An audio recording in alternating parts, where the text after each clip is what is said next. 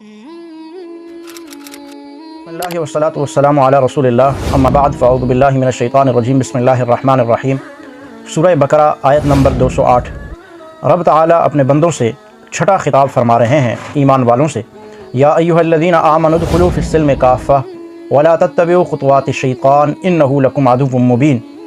اے ایمان والو، ادخلوا فی السلم کافہ، پورے کے پورے اسلام میں داخل ہو جاؤ، مکمل طور پر، کامل طور پر۔ ولا تتبعوا خطوات الشیطان، اور شیطان کے راستے کی پیروی، فرمانبرداری، تابعداری مت کرو۔ انہ لکم عدو مبین، وہ انسان کا تمہارا کھلا دشمن ہے۔ حضرت عبداللہ بن سلام اور ان کے ساتھی جو اہل کتاب تھے، وہ اپنا مذہب چھوڑ کر دین اسلام میں جب داخل ہوئے تو بعض چیزیں ایسی تھی جو ان کے دین میں بھی موجود تھی، جو ان کے ماقبل دین میں تھی، لیکن شریعت مطہرہ میں ان سے منع نہیں کیا گیا۔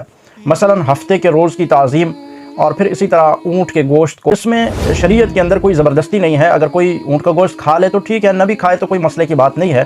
تو ان چیزوں سے وہ اپنے آپ کو بچایا کرتے تھے۔ وہ سمجھتے تھے کہ پچھلے دین کی بھی تعظیم ہو جائے گی، اس کی چیزوں کا بھی احترام ہو جائے گا، اور ہمارے دین اسلام پر بھی کوئی اس میں حرف نہیں آ رہا۔ تو اللہ رب العالمین نے یہ آیات نازل فرمائی کہ پورے کے پورے کامل مکمل دین میں داخل ہو جاؤ۔ وَلَا تَتَّبِعُوا خُطُوَاتِ الشَّيْطَانِ إِنَّهُ لَكُمْ عَدُوٌّ مُّبِينٌ، کہ یہ جو چیزیں ہیں جو اسلام نے جن کو کرنے کا حکم دیا ہے کہ تم فلاں فلاں چیز کھا سکتے ہو، تو ان سے اپنے آپ کو روکنا ایسا ہی ہے کہ گویا مکمل طور پر دین اسلام میں داخل نہ ہونا ہے۔ تو دین کے اندر جو چیزیں موجود ہیں، جو حضور علیہ السلام نے کر کے دکھائی، بتلائی، صحابہ اہل بیت نے کی ہیں، وہ ہم نے کرنی ہے، اور جن چیزوں سے روکا، منع کیا، ان سے ہم نے رکنا ہے۔